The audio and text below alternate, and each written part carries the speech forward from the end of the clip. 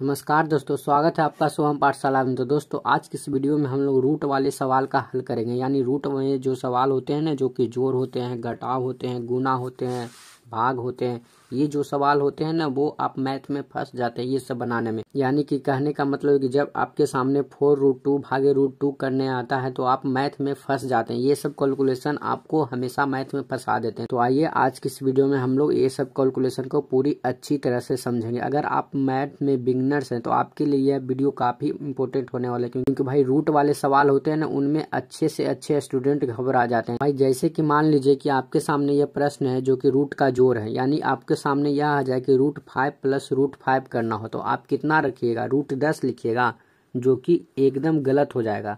यानी 5 + 5 10 होता है, परंतु √5 + √5 √10 नहीं होता। देखिए भाई, ये सब प्रश्न पढ़ने से पहले आपको हम एक नियम बताते हैं, जो कि इसका एक नियम होता है। भाई रूट वाला सवाल होता है ना, अगर आप रूट को बाहर लेके आ गए हैं, अगर आप रूट से इसको बाहर निकाल पा रहे हैं तो समझिए कि आपका प्रश्न हल हो जाएगा। यानी कि रूट को अंदर एकदम अंतिम तक तोड़े। यानी कहने का मतलब, अगर हमारे पास √10 भी है ना, तो √10 को हम अगर अंदर तोड़ेंगे तो क्या लिखेंगे, 5 × 2। ऐसे करके हम इसको लिख सकते हैं रूट के अंदर 5 × 2। अगर हमारे सामने मान लीजिए √16 है, तो √16 को अंदर हम लिख सकते हैं 4 × 4। और जब सेम आ जाए ना अंक, देखिए 4 भी सेम है और 4 भी सेम है, तो दो को जब सेम मिल जाएगा ना जोड़ा, तो रूट कहने का मतलब है कि जोड़ा। जब भी जोड़ा मिले ना तो आप दो में से एक बाहर निकाल लीजिएगा, तो यानी कि इसका मान हो जाएगा 4।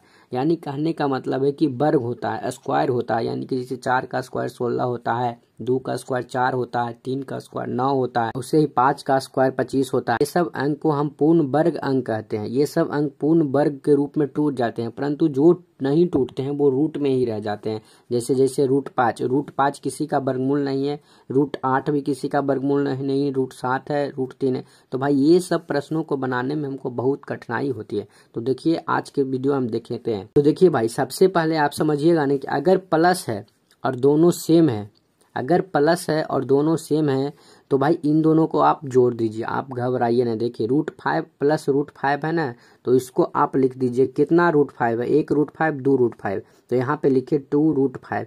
इसको आप ऐसे लिख सकते हैं, कोई दिक्कत नहीं। क्योंकि भाई अगर √5 का कुछ नहीं है तो यहाँ 1 रहता है और यहाँ भी 1 रहता है। तो भाई ये एक मिल गया तो कितना हो गया 2, और दोनों सेम है तो सेम लिखे √5, इसमें कोई दिक्कत नहीं है। भाई देखिए दूसरा प्रश्न में भी हमारा अंदर वाला सेम है, यानी √5 सेम है, तो बाहर वाला को जोड़ देते हैं। तो देखिए 3 × 2 = 5 हो जाएगा, तो 5 √5 हम लिख देंगे। इसका आंसर ये आ जाएगा। आप समझिए बात को। देखिए यहाँ पे है √8, यहाँ पे है √2। तो भाई √8 को अगर आप तोड़िएगा, मान लीजिए √8 को हम तोड़ते हैं, तो आप तोड़ के क्या लिखिएगा, तो इसको अगर तोड़िएगा तो इसको हम लिख सकते हैं 2 × 2 × 2। अगर इसका गुणनखंड करिएगा तो 2 दूनी 4, 4 दूनी 8। आपको हम क्या बताए थे कि भाई रूट के अंदर अगर 2 को मिल गया एक साथ, 2 को अगर एक साथ मिल गया यानी एक जैसा था, आप उसको बाहर कर सकते हैं। तो यानी 2 को बाहर हम कर दिए, बच कितना गया, अकेले 2, तो ये रूट के ही अंदर रह जाएगा। यानी 2√2 इसको लिख सकते हैं। यानी 2 बाहर आ गए। क्यों बाहर आए, क्योंकि 2 का 2 सेम मिल गया, यानी 2 इसके जैसा मिल गया। इस 2 को नहीं मिला, 1 से बाहर नहीं आएगा। अगर 2 अंक सेम मिल रहा है अंदर तो बाहर वह आ जाएगा। तो भाई देखिए इसको हम लिखेंगे, √8 को हम लिख सकते हैं 2√2, है कि नहीं, कोई दिक्कत नहीं है। अब 2√2 लिख दिए और बच्चा कितना हमारे पास भाई √2। अब देखिए वही वाला चीज आ गया कि यहाँ पे है √2, यहाँ पे भी है √2, दोनों सेम आ गया तो हम जोड़ सकते हैं। तो देखिए जोड़ेंगे तो यहाँ 2 है, यहाँ कुछ नहीं है तो 1 है, तो यहाँ 2√2 है, यहाँ 1 √2 है, तो मिल के कितना बन जाएगा, 2 1 3 √2 हो जाएगा। यही हमारा यहाँ पे आ गया आंसर। आप बात को समझिए, आप गहराई से समझिए, क्योंकि यहाँ घबरा जाइएगा ना तो आगे जाके आप और घबरा जाइएगा। तो भाई यहाँ नहीं घबराइए। देखिए हम आपको बार बार बता रहे हैं कि अगर बीच वाला सेम है यानी अंदर वाला सेम है तो आप आसान से जोड़ सकते हैं और आसान से घटा भी सकते हैं। अगर अंदर वाला सेम नहीं है तो आप नहीं जोड़ सकते हैं, नहीं घटा सकते हैं। बात को समझिए। देखिए यहाँ पे वही बात आ गया, √7 और √3। अगर अंदर वाला अलग अलग है तो भाई यहाँ पे 1√7 रहे या यहाँ पे 1√3 रहे, उससे कोई मतलब नहीं है। तो ये हमेशा ऐसे के ही ऐसे रह जाएंगे, यानी कि यह एक अपरिमेय संख्या है। √3 और √7, इसका हम कुछ नहीं कर सकते, यह ऐसे के ही ऐसे रह जाएगा। तो भाई देखिए अब घटाव देख लेते हैं, जैसे जोड़ देखे वैसे ही घटाव देख लेते हैं। तो देखिए घटाव में सबसे पहला कर रहा है √3 माइनस √2। भाई यहाँ पे एक बात आप समझ लीजिए, या तो प्लस हो या जोड़ हो, गुना भागा की बात नहीं कर रहे हैं, या तो प्लस हो या जोड़ हो। अगर ये अलग अलग है तो हम कुछ नहीं कर सकते हैं वहाँ, यानी √3 माइनस √2 के 2 रह जाएगा। आपको कैलकुलेशन में ऐसा मिलेगा ना मैथ में कहीं बनाने का, तो वैसे के ही वैसे रह जाएगा। परंतु अगर अंदर वाला दोनों सेम है, यानी √3 यहाँ है तो यहाँ भी √3 है, तब इसको हम घटा देते हैं। जैसे कि यहाँ देखिए, यहाँ पे √5 है और √5 है, यहाँ पे 1√5 है, यहाँ पे भी 1√5 है। अगर 1√5 में से 1√5 घटा देंगे तो कितना बच जाएगा? 0। समझे कि नहीं? अगर ऐसे समझिए कि यहाँ प्लस है यहाँ माइनस है और दोनों सेम है, और प्लस माइनस माइनस होता है, तो दोनों कट जाएगा तो बचेगा कितना? 0। अब देखिए तीसरा प्रश्न क्या कह रहा है। तीसरा प्रश्न कह रहा है कि 10√16, कितना कह रहा है भाई? 10√16। तो भाई आपको हम बताए थे ये √16 को हम तोड़ सकते हैं, तब हम इसका आगे कुछ करेंगे। अगर इसको हम तोड़ देंगे तब आगे हम देखते हैं। तो भाई बाहर में है 10 और √16 को अगर हम तोड़ेंगे तो क्या लिखेंगे?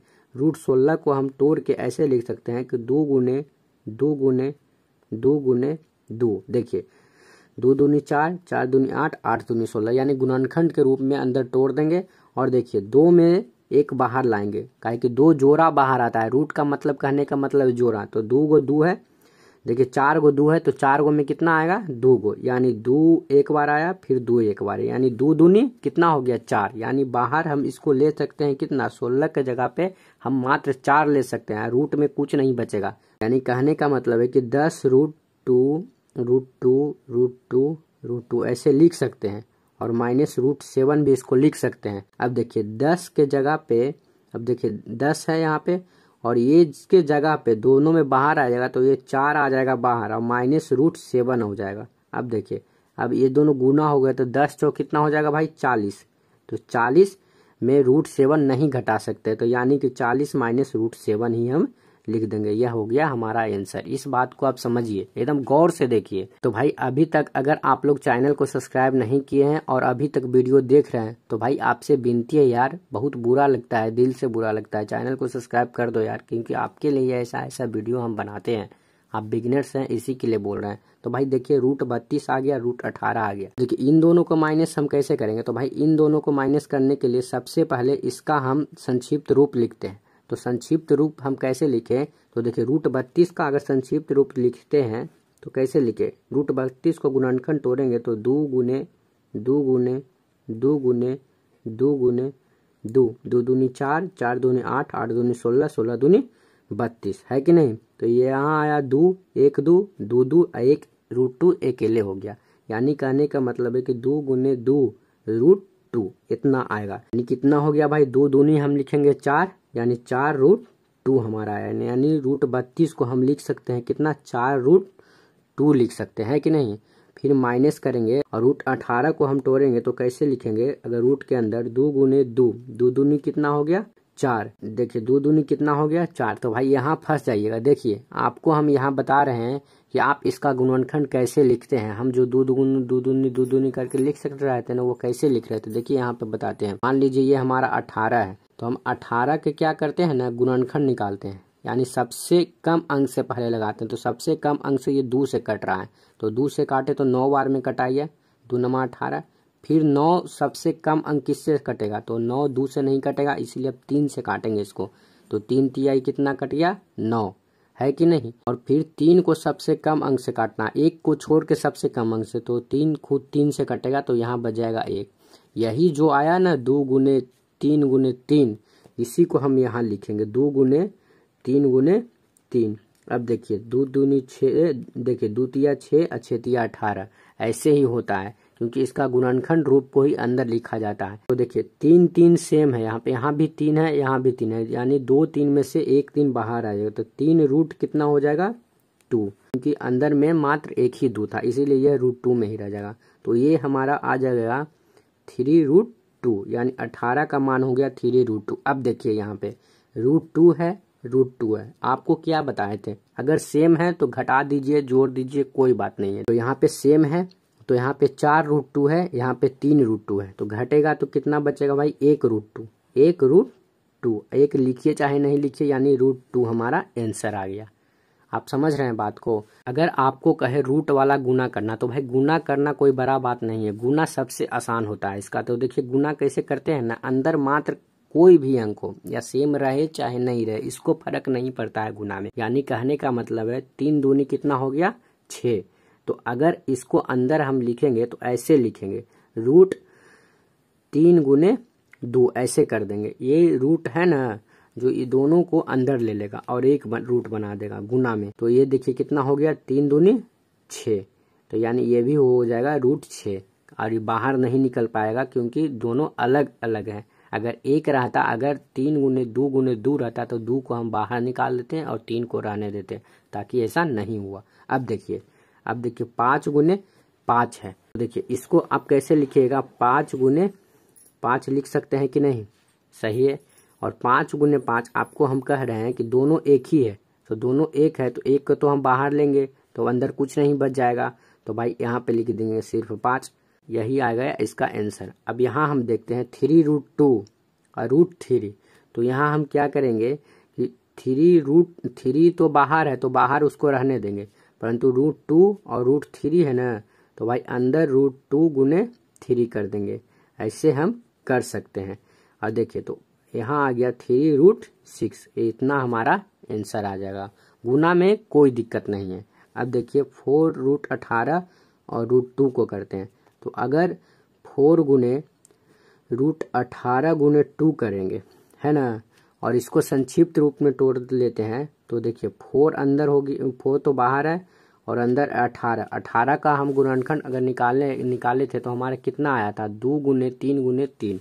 तो देखिए यहाँ लिखेंगे 2 गुने 3 गुने 3 और गुना में कितना बचा 2। अब देखिए ये 3 सेम है, 2 भी सेम आ गया, यानी दोनों बाहर निकल जाएगा क्योंकि दोनों का जोड़ा मिल गया, यानी 2 और 3 दोनों बाहर निकलेगा। तो भाई बाहर कितना था 4 पहले से था, फिर कितना आएगा गुना में 2 आएगा, फिर आएगा 3, यानी हमारा आंसर यहाँ पे हो गया 4 दूनी 8, 8 तिया 24। इसका आंसर हमारा 24 हो जाएगा।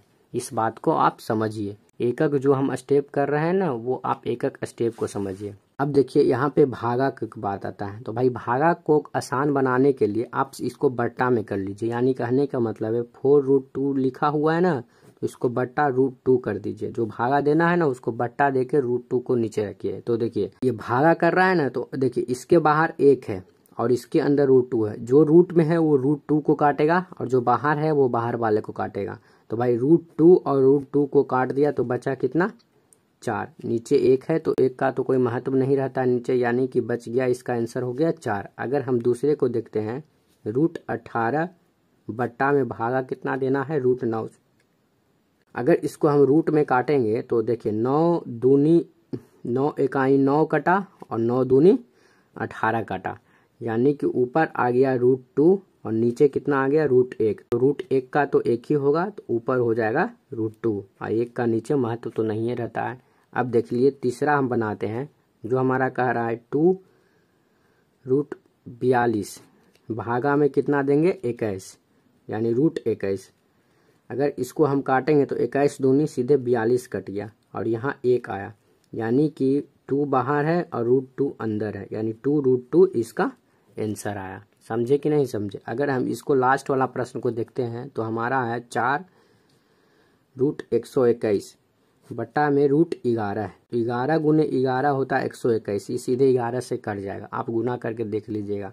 तो इसका आंसर आ जाएगा 4√11, इतना होगा। देखिए भाई इस सारे प्रश्न हमने रूट वाले को बना लिया, इससे ज्यादा आपको रूट में कुछ नहीं पूछ सकता है। तो देखिए इसमें इतना बात को आपको ध्यान देना है कि भाई देखिए भागा और गुना और भागा में हम संख्या को नहीं देखेंगे कि संख्या बराबर है कि नहीं बराबर है। अगर भागा गुना है तो हम नॉर्मल भागा गुना जिसे करते हैं वैसे कर देते हैं। देखिए 3 2 था ना, 3 दूनी 6 सीधे गुना कर दिए। देखिए 18 9 था ना, तो 18 में 9 से भागा दे दिए।